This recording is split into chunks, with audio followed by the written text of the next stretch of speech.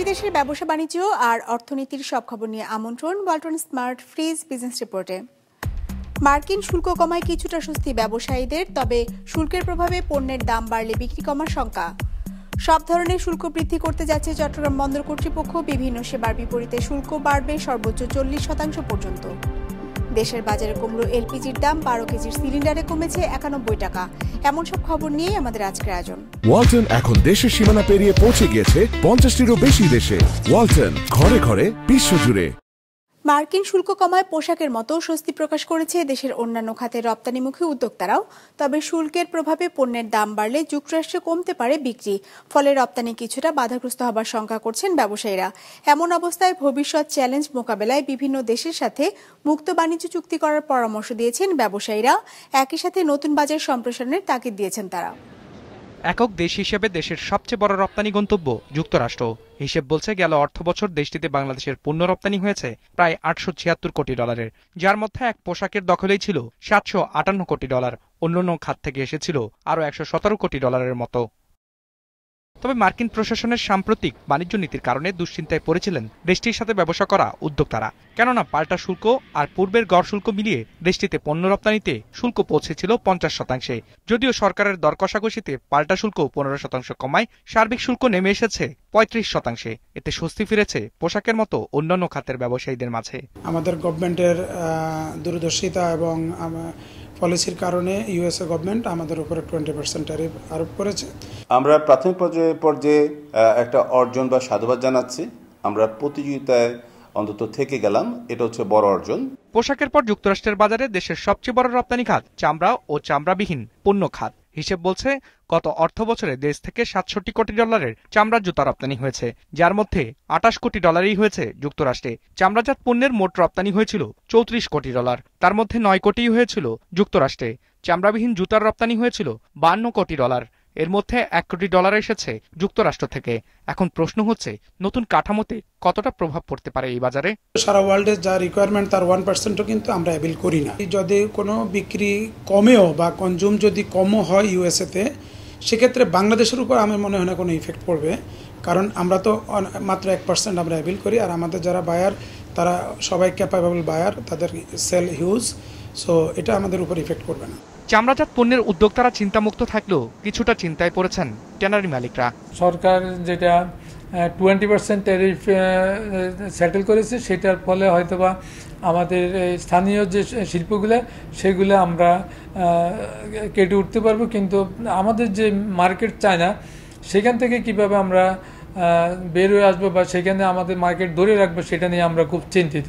চামড়ার পরে দেশটির বাজারে আরেক বড় রপ্তানি খাত প্রক্রিয়াজাত কৃষি পণ্য। তথ্য বলছে দেশটিতে প্রতি বছর যে পরিমাণ রপ্তানি হয় তার অন্তত 3 থেকে 4% হয় এই খাতটি থেকে। তারপরে আছে পাটজাত পণ্য। এই দুই খাতের উদ্যোক্তারাই আশঙ্কা করছেন শুল্ক কাঠামোতে কমতে পারে তাদের ব্যবসা। ট্যাক্সটা আলটিমেটলি কাস্টমার দিবে, অর্থাৎ জিনিসপত্রের দাম বেড়ে যাবে।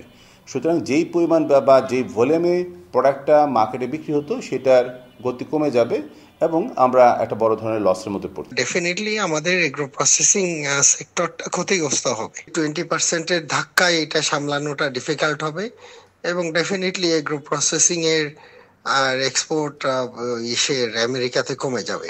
এমন বাস্তবতায় ট্রাম্পের শুল্ক নীতির মতো ভবিষ্যতে বড় কোনো চ্যালেঞ্জ মোকাবেলায় এখন থেকেই প্রস্তুতি নেওয়ার তাগিদ তাদের। এজন্য পণ্য বৈচিত্র্যকরণ, গুণগত মান বৃদ্ধি ও গবেষণায় বিনিয়োগ বাড়ানোর তাগিদ দিয়েছেন উদ্যোক্তারা। সরকারকে আমি দাবি জানাবো এই জায়গাগুলোকে ফোকাস করতে, যে মার্কেট ডাইভার্সিফিকেশন এবং প্রোডাক্ট ডাইভার্সিফিকেশনের জায়গাতে বাংলাদেশ সত্যিকার অর্থেই যাতে একটা অগ্রযাত্রায় যেতে পারে বা উন্নয়ন করতে পারে, সক্ষমতা বাড়াতে পারে উদ্যোক্তারা, এই ব্যাপারে ফোকাস করে আগামী চ্যালেঞ্জ উত্তরণের উদ্যোগ নেওয়া। তথ্য বলছে চীনের পাল্টা শুল্ক এখন 30%, ভিয়েতনামের 20%, ইন্দোনেশিয়া, ফিলিপাইন ও পাকিস্তানের জন্য শুল্ক 19%। এছাড়া ভারতের জন্য শুল্ক হার নির্ধারণ করা হয়েছে 25%। রায়হান শোভন, বিজনেস রিপোর্ট, মাছরাঙা টেলিভিশন। 1986 সালের পর প্রথমবারের মতো সব ধরনের ট্যারিফ বৃদ্ধি করতে যাচ্ছে চট্টগ্রাম বন্দর কর্তৃপক্ষ, যাতে সম্মতি দিয়েছে অর্থ মন্ত্রণালয়। নতুন প্রস্তাবে বন্দরের বিভিন্ন সেবার বিপরীতে সর্বোচ্চ 40% পর্যন্ত শুল্ক বাড়াচ্ছে বন্দর। বর্তমান বৈশ্বিক পরিস্থিতিতে এ ধরনের সিদ্ধান্তকে অযৌক্তিক বলছেন বন্দর সংশ্লিষ্টরা। চট্টগ্রাম থেকে নাজমুল সাদেকের রিপোর্ট, ক্যামেরার সাথে ছিলেন সঞ্জীব দেব। দেশের জলসীমায় জাহাজ আসার পর থেকে যেসব সেবা দেয়া হয় সেগুলোর বিপরীতে নির্দিষ্ট ট্যারিফ বা মাশুল আদায় করে বন্দর কর্তৃপক্ষ। বর্তমানে এরকম 52 ধরনের সেবার বিপরীতে মাশুল আদায় হলেও নতুন ট্যারিফ প্রস্তাবে সেগুলোকে 23টিতে রূপান্তর করা হয়েছে। এতে 4 ধরনের সেবা বিলুপ্ত করে নতুন আরও 5টি সেবা অন্তর্ভুক্ত হয়েছে। এই উদ্যোগে মাশুল বাড়বে সর্বোচ্চ 40% পর্যন্ত। অর্থ মন্ত্রণালয়ের অনুমোদনের পর প্রস্তাবটি এখন আইন মন্ত্রণালয়ে। ট্যারিফ রেট শোনেন, এটা নিয়ে আমরা কিন্তু আলোচনা করে বাড়িয়েছি। এককভাবে মন্ত্রণালয় বাড়ায়নি, আন্তঃ মন্ত্রণালয়ে কথা হয়েছে এবং স্টেক হোল্ডারদের সাথে কথা হয়েছে। বিশ্বের বিভিন্ন মেইন পোর্টের ট্যারিফ দেখার পরে দেখা গেছে এখনও এটা ট্যারিফ অনেক কম, এমনকি মংলা থেকেও কম। নতুন মাশুল কার্যকর হলে বন্দরে পণ্যের স্টাফিং $2.73 থেকে বেড়ে হবে $6.41। জাহাজের পাইলটেজ চার্জ $357.50 থেকে বেড়ে হচ্ছে $800। প্রায় এমন হারে বাড়ছে অন্য সেবার মাশুলও। এটি গ্রহণযোগ্য নয় বলছেন বন্দর ব্যবহারকারীরা। বন্দর এক্সপানশন বলেন, আধুনিক যন্ত্রপাতি কেনা থেকে সবকিছু করার পরও কিন্তু তাদের অর্থ কিন্তু তাদের সঞ্চয়ে থেকে যায়। 86 সালের যে ম্যাক্সিমাম যে ট্যারিফগুলো নির্ধারণ করা হয়েছে তখন আমাদের ডলার রেট ছিল 31 টাকা 40 পয়সা। ইতিমধ্যে সেই ডলার কিন্তু বিনিময় হার কিন্তু প্রায় 122 টাকা আপনার এই 25 সালে। তো ইতিমধ্যে যদি হিসাব করেন দেখা যাবে 4 গুণের অধিক কিন্তু ট্যারিফ অটোমেটিক ডলার বিনিময় হারের কারণে কিন্তু বেড়ে গেছে। তো এই যে বৃদ্ধিটা তো আলটিমেট আমরা পরিশোধ করছি, তার উপরে কেন আবার অতিরিক্তভাবে আমাদের এই ট্যারিফটা বাড়াতে হবে, এটা আমার ঠিক বোধগম্য নয়। আমদানি রপ্তানির নানা সংকটে এমনিতেই চাপে আছেন জানিয়ে এর সাথে বন্দরে মাশুল বৃদ্ধিতে দ্রব্যমূল্যে নেতিবাচক প্রভাব পড়বে বলছেন সংশ্লিষ্টরা। অলরেডি গত 4 মাস আগে থেকে চলতেছে। আপনার রমজানের মধ্যে একটা ডিক্লারেশন ছিল, আপনার $28 20 ফিট কন্টেনারটাকে $96 নিয়ে গেছে। তো এই একটা বাড়তি, এরপরে দিয়ে আসলো অফডকের একটা বাড়তি চার্জ। এখন কিন্তু কোনো আলোচনা নাই, কিন্তু এই আলোচনা না করে এক পক্ষে যদি মনোপলি ব্যবসার জন্য কেউ করে থাকে, কালকে আমিও করতে পারি। তো এইভাবে যদি হয় তাহলে তো একটা রাষ্ট্রের কলাপসের দিকে চলে যাবে বলে মনে করি আমরা। ঠিক এই সময় এটা অনাকাঙ্ক্ষিত, কারণ বাংলাদেশের এখন যে সামনের দিনে যে চ্যালেঞ্জগুলো আছে সেই চ্যালেঞ্জগুলো মোকাবেলা করার জন্য আমাদের যে ফ্লেক্সিবিলিটি দরকার ছিল, অর্থনৈতিকভাবে আমাদের যে সহযোগিতাগুলো দরকার ছিল, ট্যারিফ বাড়ানোর ফলে সেই জায়গাগুলো তো অনেকগুলো সংকুচিত হয়ে আসবে। প্লাস আমদানিকারক এবং রপ্তানিকারকের যে পণ্য, তার কিন্তু যে পণ্যের যে চাহিদার এবং পণ্য সংরক্ষণের যে বিষয়গুলো আছে সেগুলোতে কিন্তু আমদানি এবং রপ্তানি পণ্যতে কিন্তু একটি বিশাল ব্যয়ভার বেড়ে যাবে। এই ব্যয়ভারটা কিন্তু আলটিমেট যারা ভোক্তা আছেন এবং যারা রপ্তানিকারক যারা আছেন তাদেরকে কিন্তু বহন করতে হবে। প্রায় 4 দশক ধরে পুরনো ট্যারিফ কাঠামোতে চলছে চট্টগ্রাম বন্দরের কার্যক্রম। এদিকে গেল মাসে কন্টেনার হ্যান্ডলিং চার্জ বৃদ্ধির ঘোষণা দিয়েছে Bangladesh inland container depot association. Nazmul Sadeki, business report, Maasranga television. দেশের বাজারে চলতি মাসে কমেছে তরল পেট্রোলিয়াম গ্যাস বা এলপিজির দর। প্রতি কেজিতে দাম কমানো হয়েছে 7 টাকা 5-8 পয়সা। নতুন দর কাঠামো অনুযায়ী আগস্ট মাসে 12 কেজি সিলিন্ডারে 91 টাকা কমে নতুন দর দাঁড়িয়েছে 1273 টাকায়। রোববার নতুন এই দাম ঘোষণা করেছে Bangladesh energy regulatory commission. BRC নতুন দর অনুযায়ী 5.5 কেজির সিলিন্ডার বিক্রি হবে 584 টাকায়। 1592 টাকা নির্ধারণ করা হয়েছে 15 কেজি সিলিন্ডারের সর্বোচ্চ দাম, আর 2653 টাকা দিতে হবে 25 কেজি সিলিন্ডারের জন্য। এছাড়া হোটেল রেস্টুরেন্টে ব্যবহৃত 45 কেজির সিলিন্ডারের দাম ঘোষণা করা হয়েছে 4775 টাকা। এর বাইরে গাড়িতে ব্যবহার হয় এলপিজি বা অটো গ্যাসের গ্রাহক পর্যায়ে দাম প্রতি লিটারে 4 টাকা 21 পয়সা কমিয়ে নির্ধারণ করা হয়েছে 58 টাকা 28 পয়সা। আর অপরিবর্তিত রাখা হয়েছে সরকারি এলপি গ্যাসের দাম।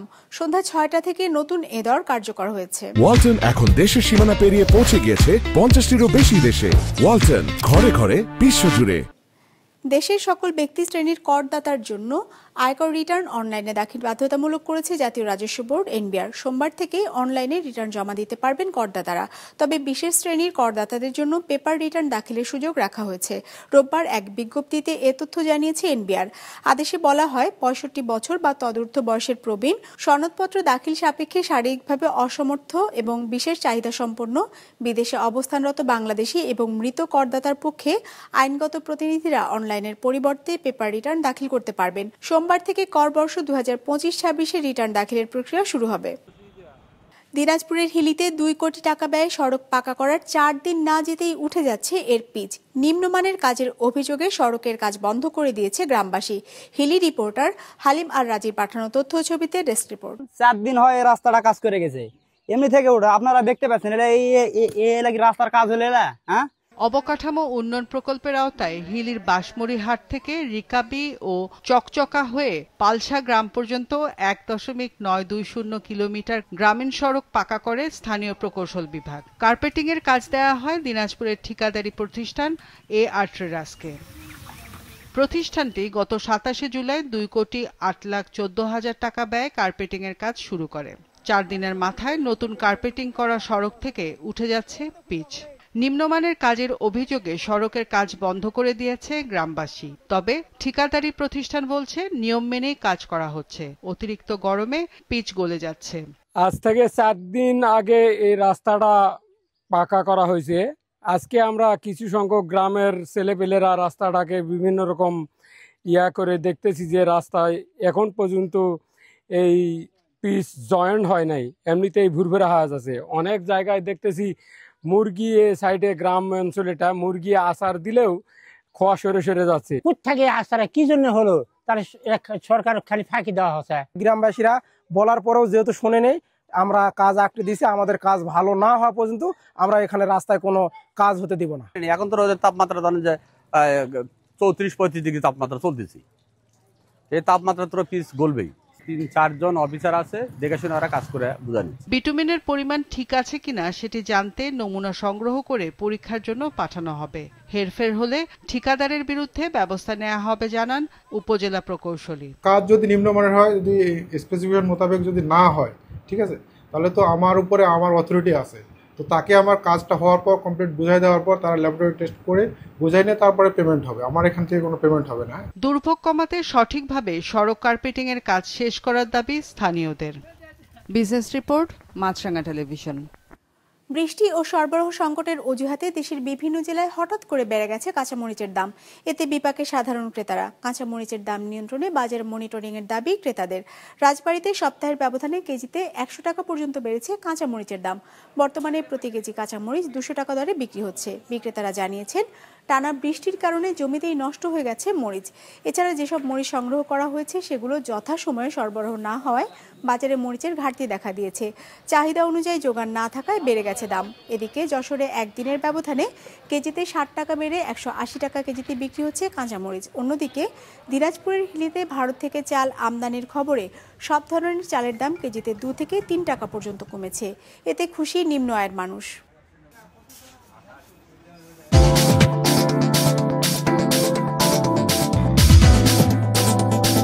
ইতিবাচক ধারায় শেষ হয়েছে ঢাকা স্টক এক্সচেঞ্জে সপ্তাহের প্রথম কার্যদিবসের লেনদেন। সার্বিক সূচক DSC-X 92 পয়েন্ট বেড়ে দাঁড়িয়েছে ৫,৫৩৬-এ। বেচা কেনা হয়েছে ১,১৩৭ কোটি টাকার। লেনদেনে অংশ নেওয়া প্রতিষ্ঠানগুলোর মধ্যে দর বেড়েছে ২১৮টির, কমেছে ১২২টির, আর অপরিবর্তিত আছে 58টির দর। এবার বাজার নিয়ে বিশ্লেষণ শুনবো ব্র্যাক PL স্টক ব্রোকারেজের। আজ DSC-X ইন্ডেক্স ক্লোজ হয়েছে ৫,৫৩৬.১৪ পয়েন্টে, যা গত বৃহস্পতিবারের তুলনায় ৯২.৭৩ পয়েন্ট বেশি। আজ টার্নওভারের দিক থেকে মার্কেট ঊর্ধ্বমুখী প্রবণতা প্রদর্শন করে, যা গত বৃহস্পতিবারের তুলনায় ৭.০% বেশি। এদিকে অধিকাংশ লার্জ ক্যাপ সেক্টরে আজ পজিটিভ পারফরমেন্স দেখা গিয়েছে, যেখানে সবচেয়ে ভালো পারফর্ম করেছে fuel and power sector, followed by engineering এবং টেলিকমিউনিকেশন সেক্টর। আজ টার্নওভারের দিক থেকে সবচেয়ে ভালো পারফর্ম করেছে banking sector, followed by textile এবং ফার্মাসিউটিক্যাল সেক্টর। আজ টার্নওভারের দিক থেকে সবচেয়ে বেশি ট্রেডেড স্টক ছিল Uttara bank PLC, followed by Bangladesh shipping corporation এবং সিটি ব্যাংক PLC। রাশিয়া থেকে তেল কিনলে বাড়তি শুল্ক দিতে হবে ভারতকে। যুক্তরাষ্ট্রের প্রেসিডেন্ট ডোনাল্ড ট্রাম্পের এমন হুমকির পরও রাশিয়া থেকে তেল আমদানি অব্যাহত রাখছে ভারত। দেশটির মোট আমদানির প্রায় ৩৫% তেলের যোগান আসে রাশিয়া থেকে। ডেস্ক রিপোর্টে বিস্তারিত। যুক্তরাষ্ট্রের প্রেসিডেন্ট ডোনাল্ড ট্রাম্পের বাড়তি শুল্ক আরোপের হুমকির পরও রাশিয়া থেকে তেল কেনা অব্যাহত রাখবে ভারত। শনিবার নাম প্রকাশে অনিচ্ছুক ২ ভারতীয় সরকারি সূত্র রয়টার্সকে এ তথ্য জানায়। তাদের মধ্যে এক কর্মকর্তা বলেন, এগুলো দীর্ঘমেয়াদী তেল চুক্তি, রাতারাতি তেল কেনা বন্ধ করে দেয়া এত সহজ নয়।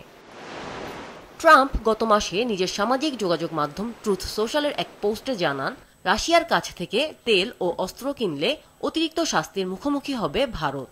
অবশ্য শুক্রবার তিনি সাংবাদিকদের বলেন তিনি শুনেছেন ভারত নাকি আর রুশ তেল কিনছে না। I understand India no longer is going to be buying oil from Russia. That's what I heard. I don't know if that's right or not, but that's a good step. We'll see what happens, okay? এদিকে ভারতীয় পররাষ্ট্র মন্ত্রণালয়ের মুখপাত্র রণধীর জয়সওয়াল বলেছেন জ্বালানি আমদানির ক্ষেত্রে বাজারের পরিস্থিতি, সরবরাহ ও বৈশ্বিক অবস্থান বিবেচনায় নেন তারা। ভারত রাশিয়ার সম্পর্ক দীর্ঘদিনের ও পরীক্ষিত। প্রতিটি দেশের সঙ্গে তাদের সম্পর্ক নিজস্ব ভিত্তিতে গড়ে ওঠে। তৃতীয় কোনো দেশের প্রভাব সেখানে নেই। রয়টার্সের খবরে বলা হয় জুলাই মাসে রুশ তেলের ছাড় কমে যাওয়ায় গত সপ্তাহে ভারতের রাষ্ট্রায়ত্ত রিফাইনারিগুলো রুশ তেল কেনা স্থগিত রেখেছে। ভারতের শীর্ষ রিফাইনারিগুলোর মধ্যে রয়েছে Indian oil corporation, Hindustan petroleum corporation, Bharat petroleum corporation ও ম্যাঙ্গালোর রিফাইনারি পেট্রোকেমিক্যাল লিমিটেড। গত সপ্তাহ থেকে রুশ তেলের জন্য এসব রিফাইনারি কোনো নতুন চালান চায়নি। তথ্য বলছে রাশিয়া বর্তমানে ভারতের সবচেয়ে বড় তেল সরবরাহকারী দেশ। ভারতের মোট আমদানির প্রায় 35% যোগান দেয় দেশটি। 2025 সালের জানুয়ারি থেকে জুন পর্যন্ত রাশিয়া থেকেই সবচেয়ে বেশি তেল এসেছে ভারতে। এরপর রয়েছে ইরাক, সৌদি আরব ও সংযুক্ত আরব আমিরাত। বিশ্বের তৃতীয় বৃহত্তম তেল আমদানিকারক দেশ ভারত চলতি বছরের প্রথম 6 মাসে দৈনিক 17.5 লাখ ব্যারেল রুশ তেল আমদানি করেছে, যা গত বছরের একই সময়ের তুলনায় 1% বেশি। আমিনা লুসি, বিজনেস রিপোর্ট, মাছরাঙা টেলিভিশন। দর্শক, আমাদের যে কোনো পর্ব নিজেদের সুবিধাজনক সময় দেখতে সাবস্ক্রাইব করুন বিজনেস রিপোর্টের অফিসিয়াল ইউটিউব চ্যানেল। ফেসবুক পেজে লাইক দিয়ে আপডেট থাকুন ব্যবসা বাণিজ্যের আলোচিত সব ঘটনা সম্পর্কে। আর আপনাদের মতামত জানান কমেন্টস অথবা ইনবক্সে। আজ এটুকুই, বিদায় নিচ্ছি, ভালো থাকবেন।